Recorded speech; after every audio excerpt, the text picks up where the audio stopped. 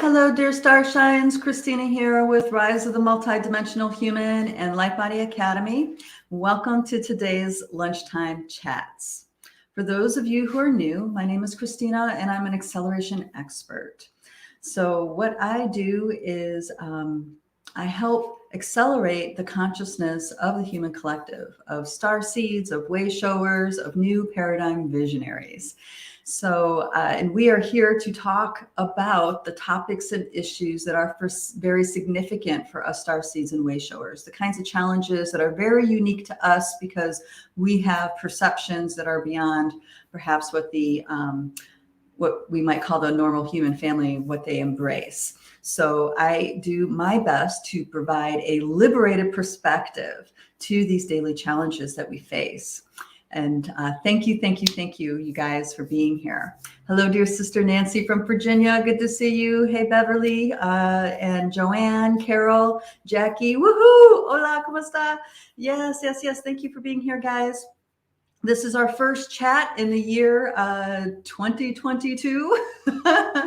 So we are at the very beginning of the adventure of what this particular year cycle is going to be offering us. And, and I want to switch things up. I want to change the way we do things because it feels like what we've been doing is no longer a frequency match for where we are right now and where we are going this year. So I've decided to explore different ways to present these liberated perspectives. What I've done in the past is that I would do a multidimensional activation as brought forward to this planet by Barbara Handclough, who's a visionary herself of her own generation. But that seems like, we're shifting away from that for some reason. And one of the reasons why I think this is so is because, we've anchored in the ability to, or actually anchoring in is not the right way to say it. It's more of we have integrated a lot of light codes that have shifted our consciousness to such a place where we do not need that sort of activation anymore to open our awarenesses and to open our minds to bigger ideas, larger perspectives.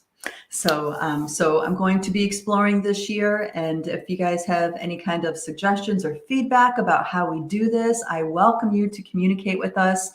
And dear sister Beverly, if you can put our email in the comments so everybody can have it.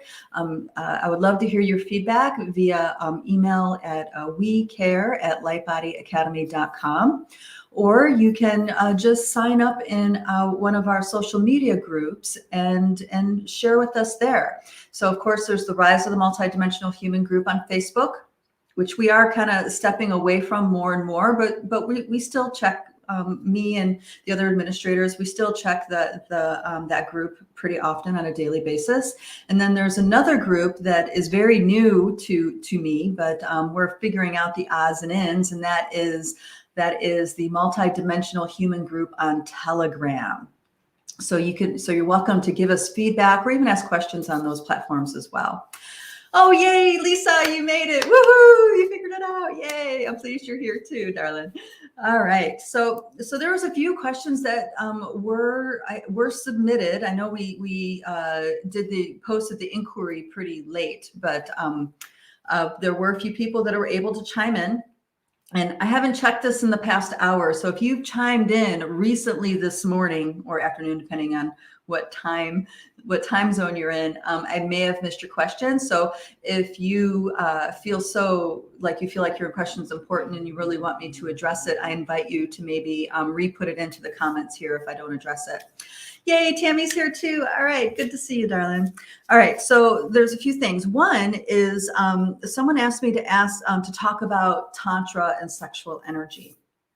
And this is a really significant thing to talk about. This is because in our human experience, there are distortions in every direction. And of course, one of the most significant distortions that we have, especially in our culture, the Western culture, is the distortion around sexual energy. And even when we have spiritual paths dedicated to cultivating healthy, strong sexual energy, that too gets infiltrated in a pretty early stage. So I'm going to talk about Tantra and relevance to us cultivating a lifestyle that encourages us to integrate with our higher levels and who we are. So I'll talk about that.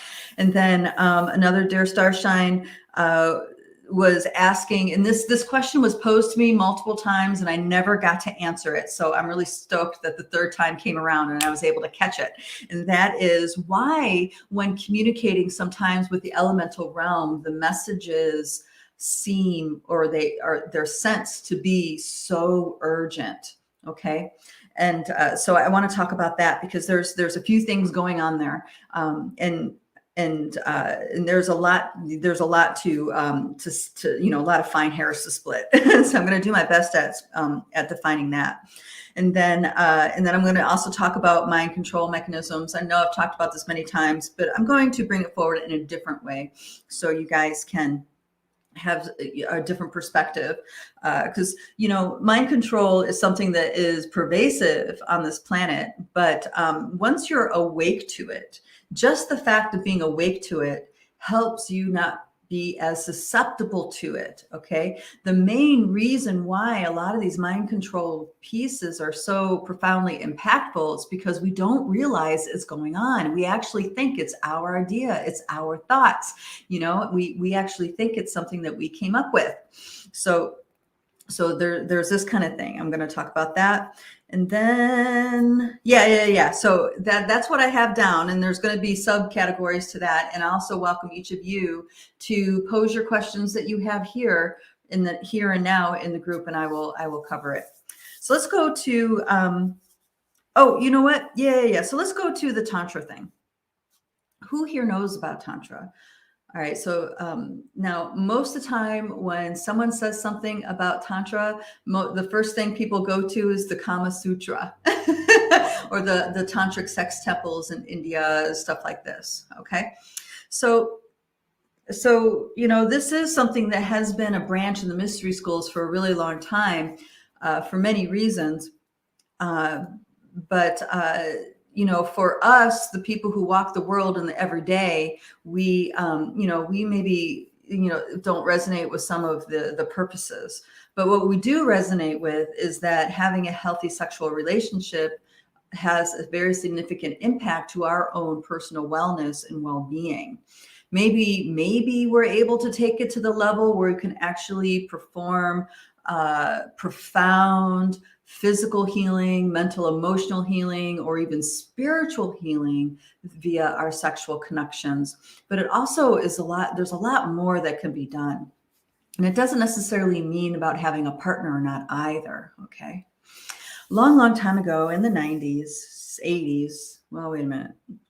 Okay, I lose track of time once we get past 94, but a few decades ago, I was in communication with a Palladian collective, and this was a Palladian collective that was dedicated towards the liberation of humanity. For those of you that don't trust Palladian energies, I'm going to pause here because darling sister Lisa Marie says that she studied Tantra in her early 20s to take back her sexual energy and not continue to give her power away.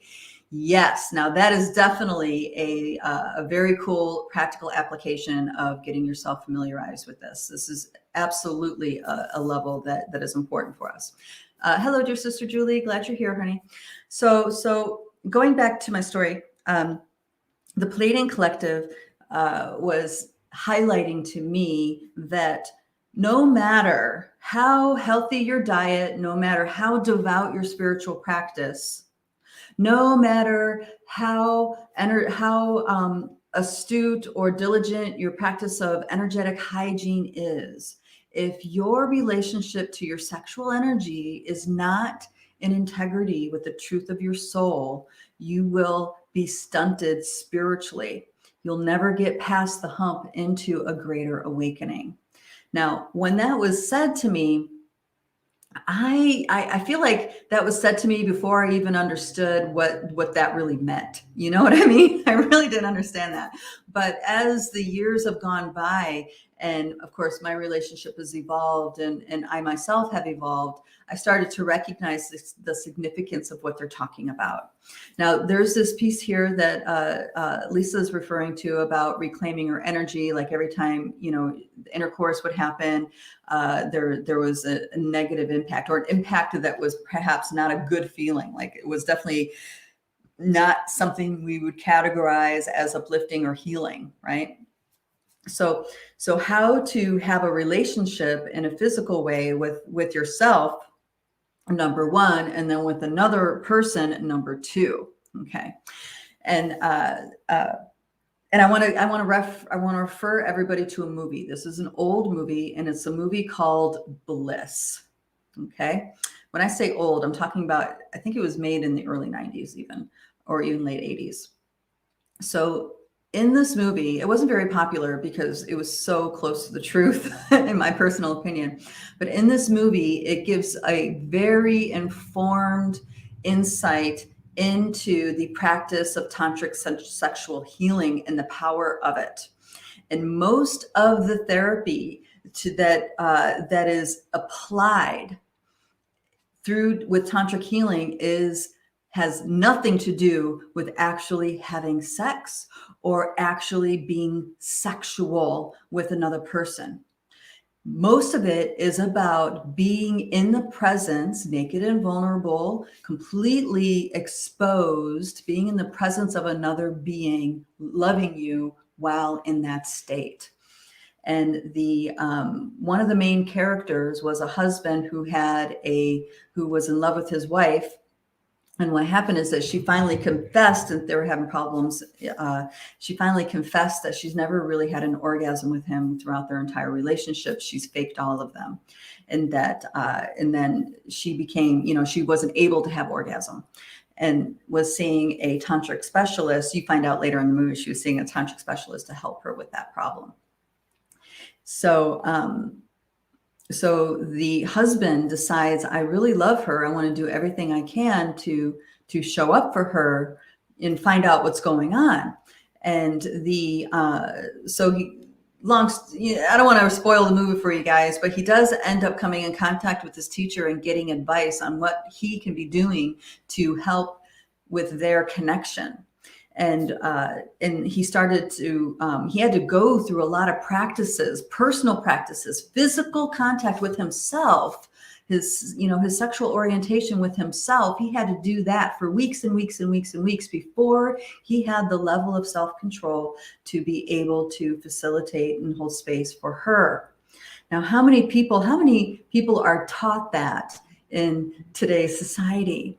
Most of the time, we're taught the exact opposite, or we're shamed, or, I think all the big-breasted women out there, you know exactly what I'm talking about. We have been sexualized from the moment we had big boobs. And people would slime their projections on us just because we had large breasts, thinking that we wanted that kind of attention.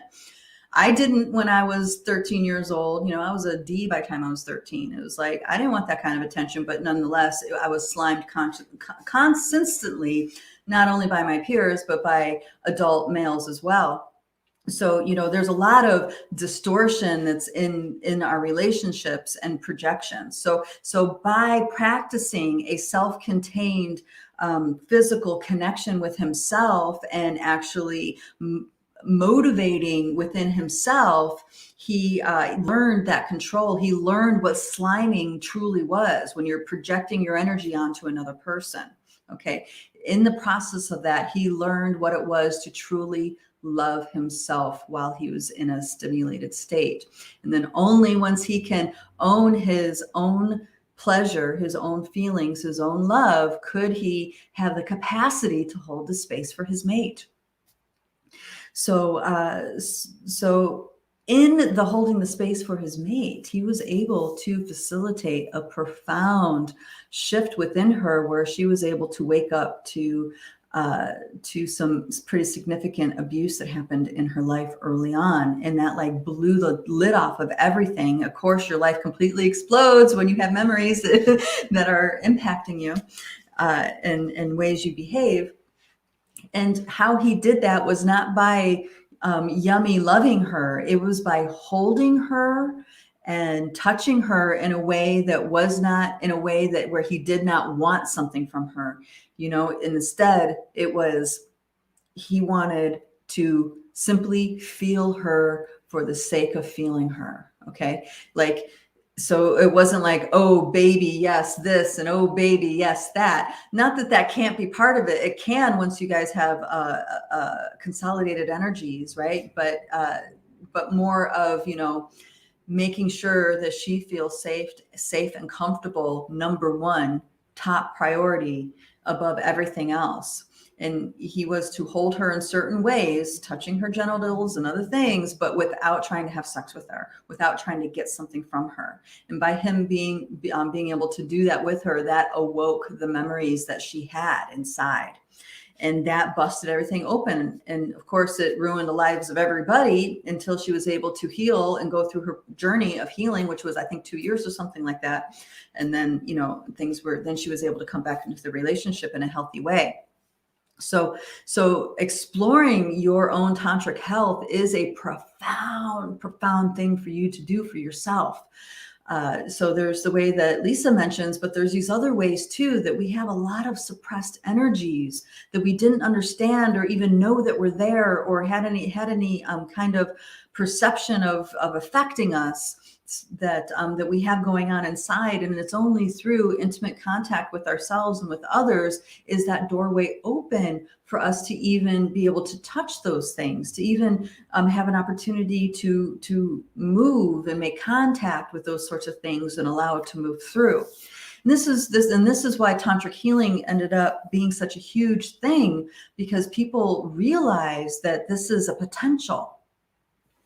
Now, of course, when you're talking about sex, that means you're walking a very fine line, because abuse on both sides of the fence have been happening generation after generation after generation, right?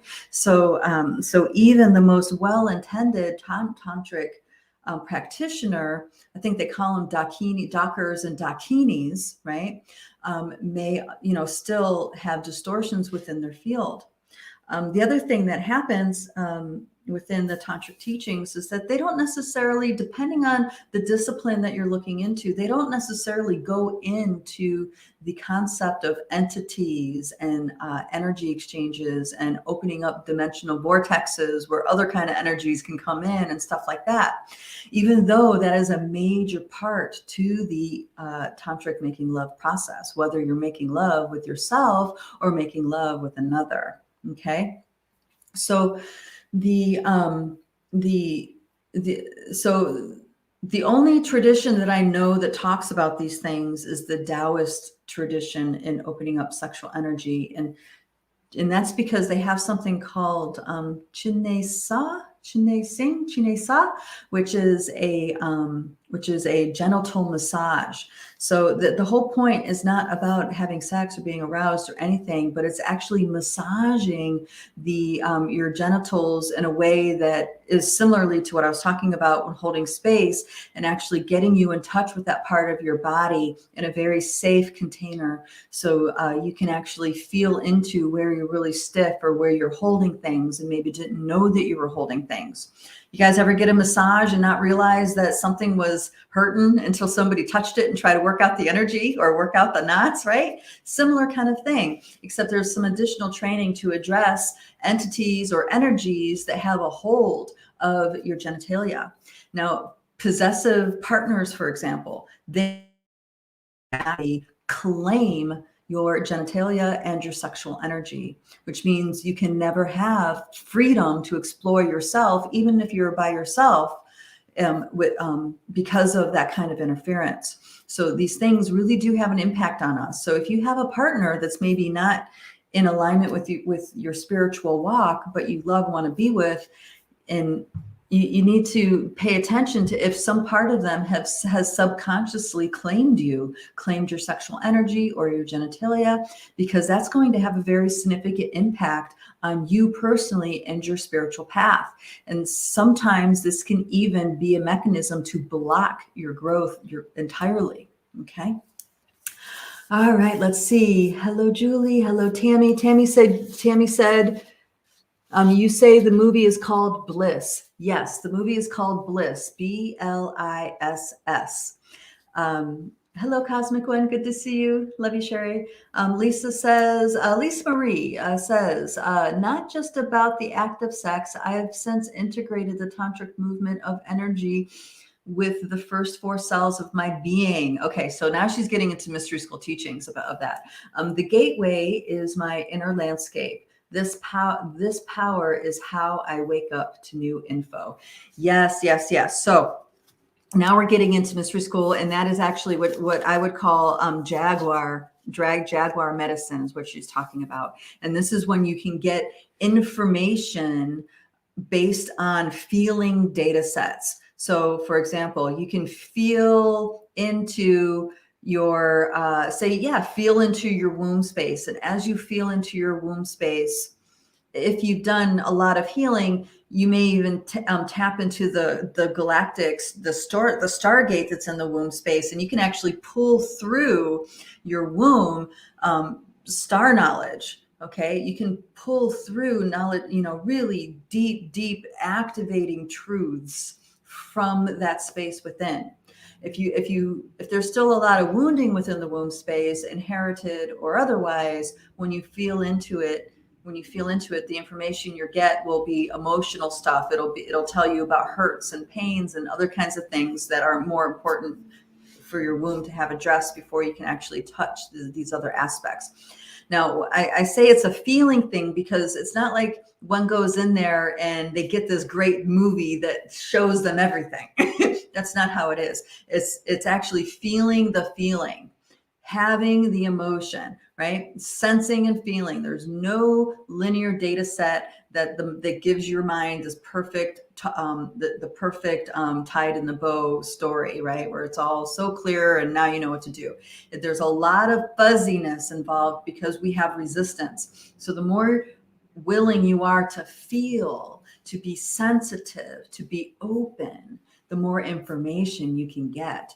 You can even take that same sensorial talent and go into your bones. And once you go into your bones, you can go in different directions. You can go into your bones and feel and tap into the stellar networks that are within you. I'm talking about the galactic highways of light, what some people might call 7D communication. Okay.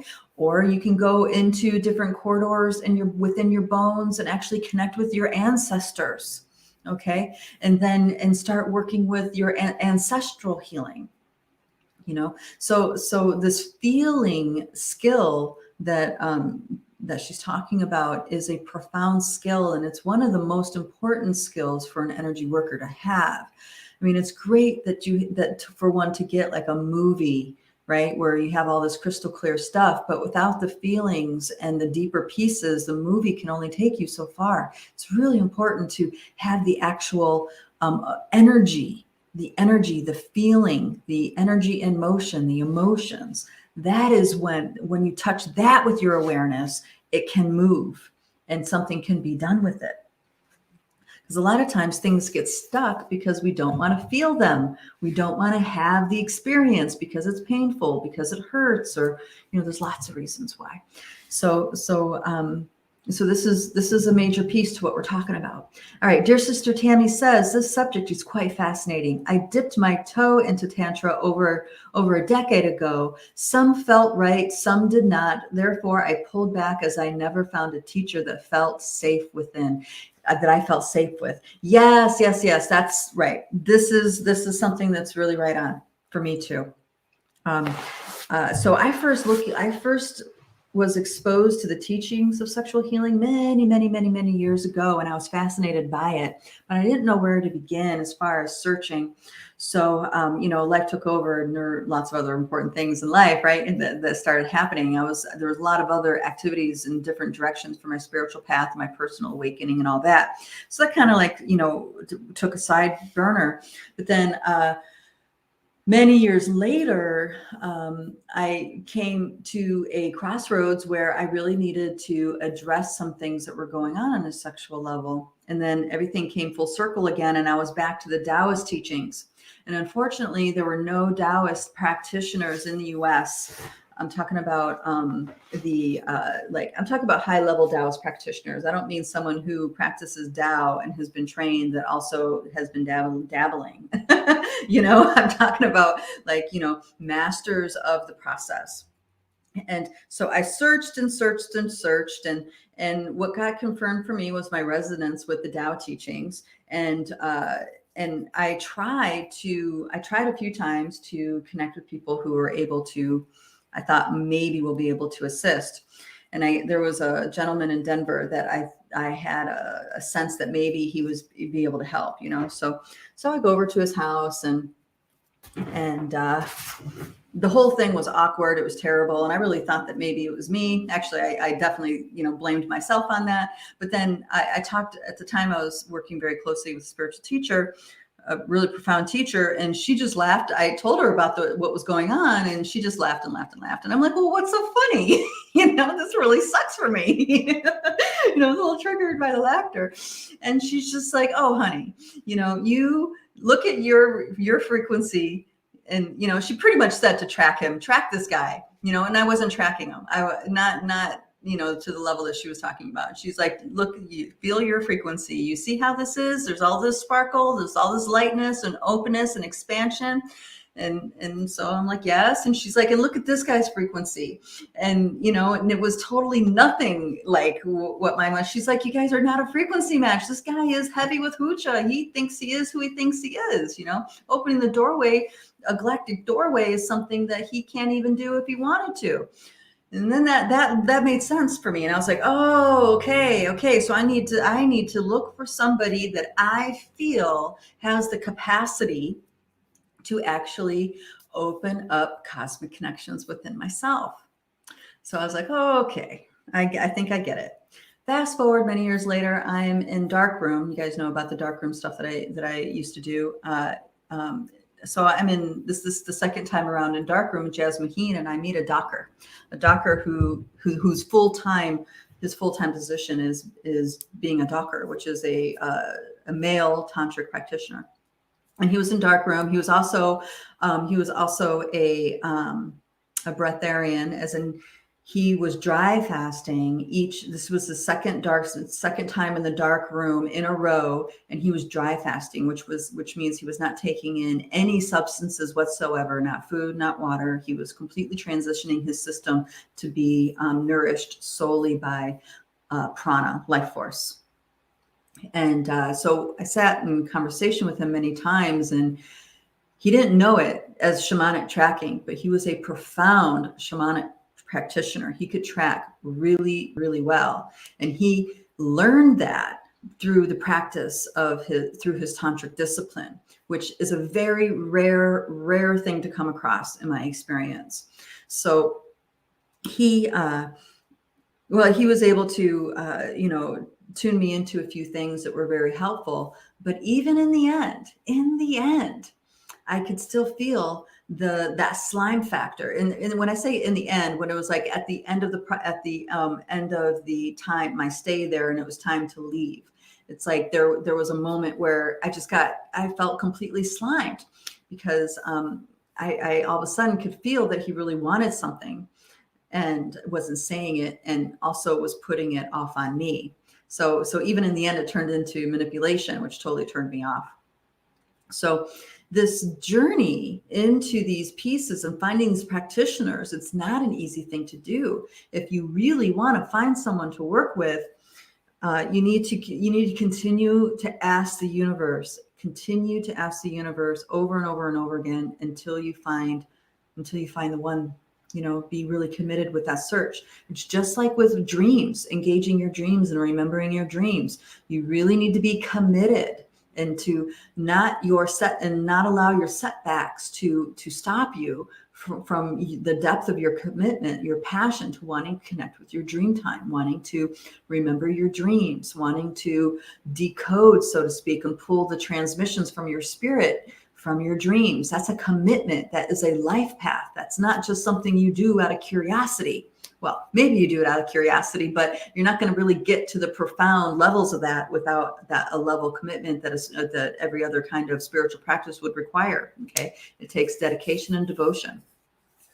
All right, let's see where we are. So, oh, Lisa says, oh, yes, the resistance is the red light, but it's quite the opposite. It's the green light to explore more, regardless of the good, bad, right, wrong feels. Yes, yes, yes, yes, yes, yes. So this is the transcending the qualification of good or bad, right or wrong. And this is another great skill, especially when it comes to tracking energy and unraveling it, is that good or bad, right or wrong doesn't actually exist in the energy world.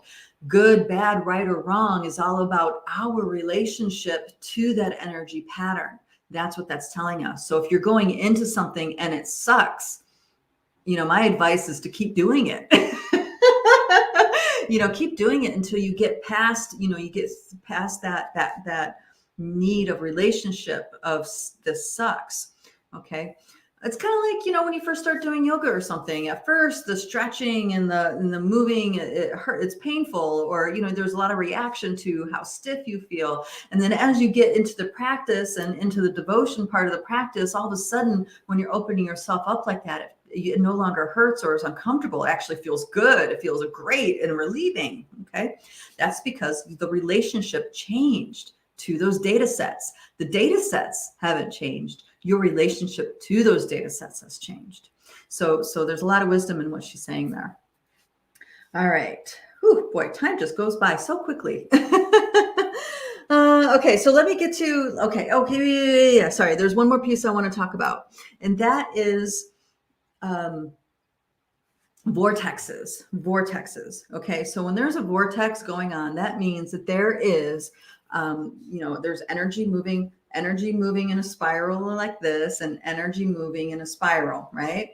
And when you have a vortex, good, bad, right, or wrong, right? Not if you don't qualify it as that, and recognize what vortexes are. Vortexes is focused energy. It's focused energy that retains its shape. Okay. If you guys are fans of Dan Winters, right? He talks a lot about perfect. Now I can't remember the words. Oh, that's terrible. All right. But anyway, he talks a lot about what creates these vortexes in scientific lingo, but I can't do it. I only can give you my own understanding about it. And what it is that there's enough energy to keep the movement of life force in a circular motion. And in that circular motion, because it needs to progress and move, because energy can never be still, it always is in motion, it creates what's called a vortex. And the vortex has an apex to it. So when you are having a lot of sexual energies, or let me illustrate it in a thought form instead. Say you have a thought loop that gets triggered every time you have a particular kind of experience, a thought loop that's negative in the sense of self-directed judgment and stuff like this.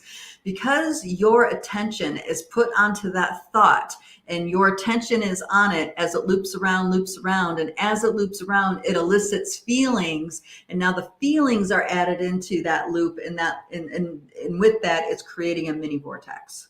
Okay. And that mini vortex, if it gets strong enough, it can actually open an interdimensional portal where things can come through. Okay.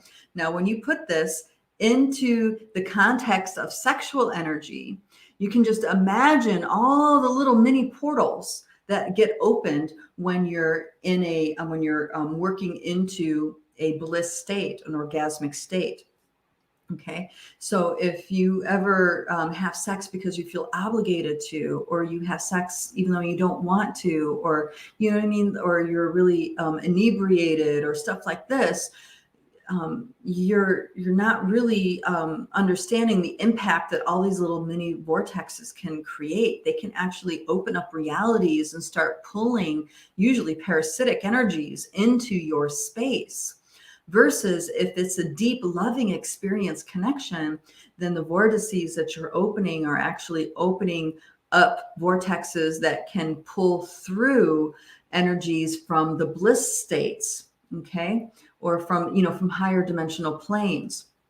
So what we choose to feed and focus upon is really, really important when we're in the process of working our arousal energy, okay, our tantric energy. The other thing that we need to keep in mind before I move on to the next topic is that when our tantric channels are open and flowing, we are open and flowing within in a very deep level. It also opens our psychic intuitive perceptions. So we are clearer receptacles for the larger aspects of who we are. That could mean higher self. That could mean your galactic mind. That can mean, your infinite nature. That can mean lots of different things. It also can mean you being able to engage in higher dimensional realms that are right here on this planet, right next to you. Okay, that could be fairy realms, deva realms. Okay, inner earth realms, high dimensional inner earth realms, and it can also mean other versions, other universes, other galaxies. So for us to open up to who we are in a grander scale, like our galactic mind, our cosmic self, this means our tantric channels need to be open and flowing. And so when we are engaging with these energies and the tantric channels are flowing, we're no longer associating it with arousal in the sex, in the idea of, something's trying to have sex with me or whatever. Instead, we're embracing it as a truth as an energy that is the truth to a true expression of our spirit that is free flowing through our being, which allows us to have access to these other realms. Okay. And I've had a few stories shared with me not that long ago of people who've had this experience when they came in contact with different elemental beings or even like Sasquatch beings. Okay. And it's because they what they would consider arousal energy, which is actually tantric energy opening through their body. Because of the drama that they've had, they associate it with something with a very negative connotation. So that experience with the Sasquatch, they're not down with, right? Because they feel like there was some kind of they were being taken advantage of in some way, when really it was just a physiological response to them getting exposed to very high frequency, high dimensional, what maybe you call high vibe energies. Okay. So take all that into consideration when you're engaging with exospecies relationship, which is going to be over the top this year. So that's why I mention it. Okay, dear sister Tammy says, curious, Christina, how does self-pleasure connect with Tantra, or does it? Yes, it absolutely does. And this is what I'm talking about, self-pleasure. So it's because, all right, so what happens, and everybody has their way, but what happens is that we're taught that sex is all about the orgasm. Okay. And actually that's not really what it is. It's more about presence and connection. Okay. And opening up those tantric energies within each other in a love field. Because what we don't realize is our sexual energy is equal to God creation energy. Okay. And I don't mean God as in Yahweh or any kind of religious God. I'm talking about source energy that creates life is equal to what we experience as sexual energy, arousal energy. Okay. And the orgasm is just the climax of that. And when we're talking about cultivating a healthy sexual connection with ourselves, that means it's about you're in your self-pleasure state, making love to yourself. And actually that movie Bliss talks all about that, because that was the challenge that he told that guy to do. You're not masturbating to have an orgasm. He told him that he needed to learn to make love to himself, which means it was about the pleasure that you're feeling, not the actual end result of an orgasm. And like I said, in the movie anyway, it took him weeks to learn the difference. And once he did, his life was changed.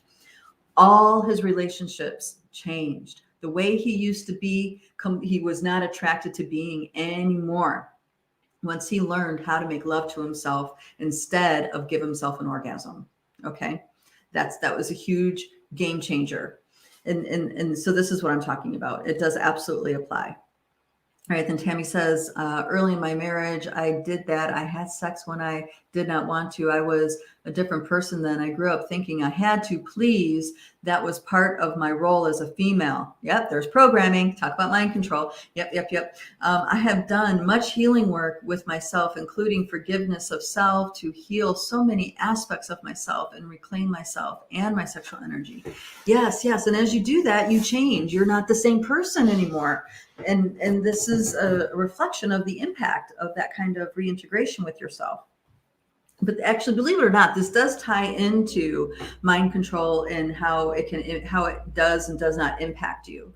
Because when you have command of your energy like this, all right, sexual energy and beyond, you are a consolidated human. You have a deep sense of who you are. And I don't mean ego driver level of who you are. You have a deeper sense of who you are as a light being, as an infinite being in a biosuit.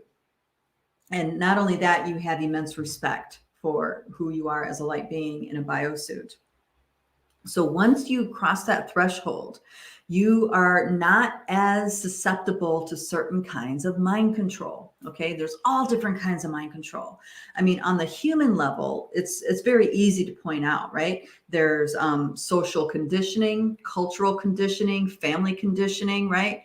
We you guys remember Pavlov's dogs and how he showed conditioning impacts physiological behavior. Okay, so there's the conditioning, the conditioned response kind of mind control, but then you also have purposefully, maliciously intended conditioned responses. Okay, and this is where a lot of people are talking about with the shenanigans going on, that on a collective level, the globe is suffering from a mass psychosis, from being terrorized. With the different narratives. So there's that kind of mind control. But when you have a deep sense of who you are in your infinite nature, you're not as susceptible to that, because when you are experiencing things that are triggering, you know what I mean? That drives you deeper inside yourself to know yourself on a deeper level, to reclaim who you are and to reset yourself, right? Because that's where we go when we get triggered. We're not doing this anymore when we get triggered. Instantly, when we get triggered, we recognize the beauty of the opportunity and we do this instead. And when we do this, and we go into it like that, then every kind of data set that we get that we can address with our attention and hold space for becomes an empowering event within us, and something that leads to a deeper, with a depth of healing within. So in this way, adversity makes us stronger, as long as we're able to do something like that. But when we leave our bodies all the time, this is where we develop people who are like people pleasers, right? People who don't have an opinion other than the opinion you want them to have. How many know people like that? You would be surprised how many people there are like that. And that's because they just want to be, they just want to be loved. They're conditioned, goes very deep, and that's the only way they know to keep in safe connection with the people around them, is just to agree or to resonate, or whatever the request is, whatever that is needed at the time. Peacemakers do this too. Now, I don't mean courageous peacemakers that are called into situations to create peace. I'm talking about the ones that avoid conflict and look for peace in any way. You know what I mean? They are in avoidance of conflict, or of facing aversions and stuff like this, and they choose peace. So there's that kind of thing. All right, but there's other kinds of mind control, which I think people really need to understand. There's holographic mind control, and that is using technology, light, in different ways to influence our thought patterns. Okay, there's a few different ways this happens. One, I've talked about this with the light within our electronics. The light within our electronics stimulates certain aspects of our brain. Okay, and most of those aspects that it triggers and connects with have to do with our fight or flight response. So that means it keeps our adrenals going on some level all the time. Okay, so that has an impact on our sense of well-being. It has an impact on our physiology and how we think. Okay, there's that kind of thing. But then you have even more directed, where they can actually overlay a holographic thought form over the map of your brain. and they can actually implant thoughts that are not yours in your brain. And that's something that has been really well researched by an author. Oh gosh, I didn't read her books, but I knew, I saw her. I met her in Albuquerque. She was at a conference doing a talk, and I only caught like 5-10 minutes of her talk, and I was like instantly drawn to her. And I knew what she was saying was the truth. And then later on, I got to talk to her a little bit, but I think her name was Blue Raven is her pen name. And she's written several books about her research she's done with the holographic overlaying that has been explored and also applied in certain contexts. So there's that kind of mind control. But I think that some of the most detrimental mind control that's out there is the ET mind control stuff. And that's where you have etheric implants or false memories implanted into our awareness, false memories that anchor in trauma, pain, stuff like this. And because what happens is that, when we have memories implanted, and I've actually had discovered memories implanted into my brain, and they do this with the early indigos, and especially with the star seeds who are susceptible to it, which are usually the star seeds that choose to be born into a very dense family. More and more I'm noticing, this is a side note, more and more I'm noticing that the star seeds coming to this planet over the past 10 years are being born to families that truly support their mission, that truly support the expression of their soul. So I feel like that is a great sign of the energetic consciousness shift that's going on. So before we were we were born to families that were extremely dense, and it was really difficult to navigate. On top of that, false memories get implanted where we have trauma dramas that we're carrying in our body that actually did not happen. Okay. And what happens is that when you start going through your healing journey and you start coming across false memories, there's this sense. There you go. Jackie's got it. So Solaris Blue Raven. Thank you, darling. Thank you. Anyway, so when people are tracking energies, and when you're working with shamanic practitioners, depending on the level of skill and the tracking and their expansion of what they're aware of, you'll come across a false memory, and then rather than dealing with the memory as if it's really a truth, they will say that there'll be something said to you like, well, it's not real, so don't worry about it. It's fake. Okay. That doesn't really help the person that has the traumatic memory. Instead, what we need to do is treat that memory as if it really happened. And not that you do that to carry the wounding story further. Instead, you do that so you can get deeper into the impact of the wounding story interdimensionally within your body, and then you can actually change the story completely. That memory can be completely erased because you have now turned that wounding story into a healing story. Okay, that is a truth. It only works if it's the truth. If it's not the truth, it doesn't work. Right? If it's not the truth, it's just one more thing on the stack of manipulation that's in our subconscious. Right? So there's that kind of thing. And then you have ET implants, and those also target certain kinds of people, especially those who are really strong in their energies or strong spiritually, stuff like that. So there's that kind of thing.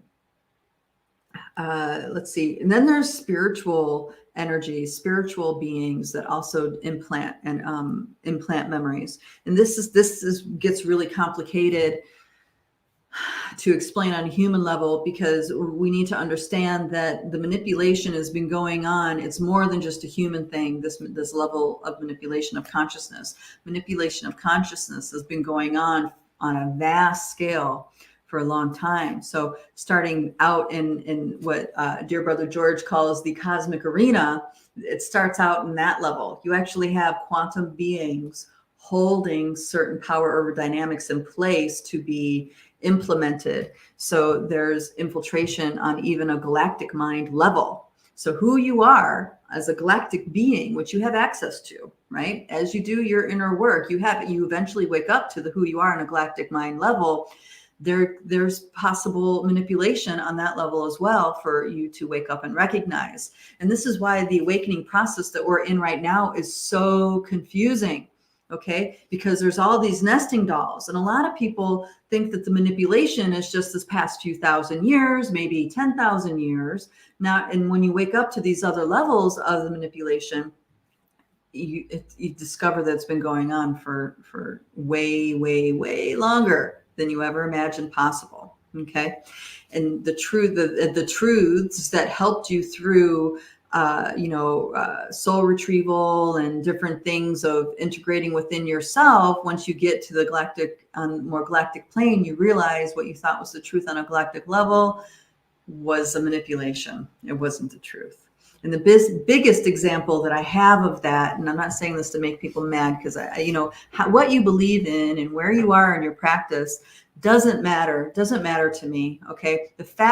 What matters to me with you guys is that you are committed to your journey back to yourself.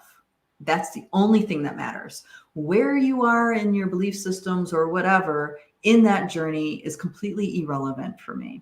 Okay. Just know that. So when I'm saying these things, I'm not saying them because I'm trying to like poke you or anything like that. All right. Not at all. I'm here to be a support, here to be a guide to the best of my ability. Right. I'm saying these things so I can provide a liberated perspective. That's all. So one of the biggest examples that a lot of devout practitioners find shocking once they wake up to their galactic mind or beyond is the whole concept of soul. Okay. And that is the concept that your soul was created by another being. Okay. Kind of let that sink in. Your soul was created by another being. Here's the thing, and this is why it does that implanted concept doesn't work once you wake up past the galactic mind and into more of your infinite nature. Because when you wake up to your infinite nature, you all of a sudden have this realization hit you on the head like a ton of bricks, is that you are an infinite being. No beginning, no end. Nobody created you. You manifested yourself in all the forms that you've manifested on. Wow, right? So I'm not saying that it has to be the resonant truth for you. I'm just saying as an example of how when we wake up to who we are on bigger levels, truths that once were major pillars of strength for us, we end up waking up to realize, oh my gosh, that too was a control system. That too was another method to control my consciousness to be going in a particular direction. Okay, so that's what I'm talking about. And that's why I'm mentioning it. All right, dear sister says, all right. Oh, Tammy, this is in reference to a woman that has done a lot of research in holographic mind control. That's who that person is. And yeah, you'll just have to listen back. Okay, another kind of, where are we at? Oh my gosh, this hour just blew by. And I didn't even do an activation this time, guys. Funny. Okay, yeah, so you guys let me know if this format is more functional for you or not. Yeah, because we need to change things up to stay congruent with the current energies. I don't want to become dogmatic in any way. And it's really important for us to stay in that flexible, moving flow of how consciousness is changing within us more and more and more. Because as just illustrated in my previous examples here, that there's things that are so until you wake up to a certain level of who you are, and then you find out that they're not so. So for us to stay in that construct that maybe isn't in resonance, then that construct may give us, some security or some kind of clarity in certain levels.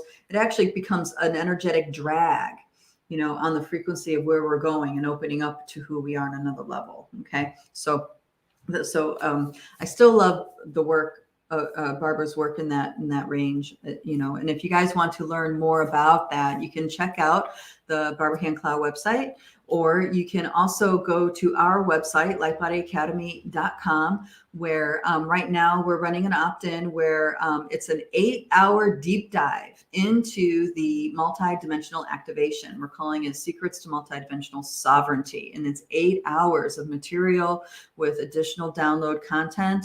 And if you actually, if I can get, yeah, actually, you know what? I'm going to post the link to the course itself, because the course, not the landing page, but the course for those teachings are include the soundtracks that you can listen to that have their sound files to activate the lenses of each of all the perceptual lenses of each of those dimensions. So I'll try to include that link. Or I will include that link in the comments to this video in YouTube, and then I'll also post it to the other 2 groups so you guys have it. This is, so if you guys want to dive into it that way, that's available too. And of course, it's completely for free. And if you guys also feel like this is the year to step into that quantum shift for yourself, I invite you guys to check. And you know, when I say quantum shift, I'm actually talking about changing the trajectory your quantum is in. You're changing your timeline trajectory by joining, by taking the reins of your consciousness, of your quantum, and redirecting it to what you truly want to create. And I don't mean what your ego driver wants to create for, you know, surface satisfaction, for immediate gratification or whatever. I'm talking about what your soul essence, what the true life force energy, infinite nature inside of you wants to use this biosuit to create in this world. Okay. If you want that kind of quantum shift for yourself, I'm going to invite you guys to check out our quantum shift program, because this is right. There's some phases to it. And right now we just went through the ancestral clearing, the ancestral healing piece. And now we're going into more interdimensional pieces as far as healing certain things within, with the forgiveness practice and that kind of thing. So I encourage you guys to check that out. The other great benefit to this is that you get a community of people that are totally on the same page as you. And I know that many of us, you know, we're isolated and maybe feeling a little lonely, like not having people around us who can truly see us for who we are. And this is a community of beautiful, beautiful star shines that are committed to showing up for each other, and they will see you. Okay. And in that, you'll also get the joy of truly seeing others in their magnificence as well. Okay. Thank you. Thank you. Thank you. Hey, Sherry, thank you for being here. All right, guys, our time is up. It just flies by. So I'm going to post that link. Like I said, if there's any follow-up questions, just go to those on any of those social media outlets, the Multidimensional Human in Telegram, or Rise of the Multidimensional Human on Facebook, and we'll get back with you. Okay. Thank you. Thank you. Thank you, you guys. We shall see you next time. Mwah, mwah. Bye-bye. Bye-bye. See you.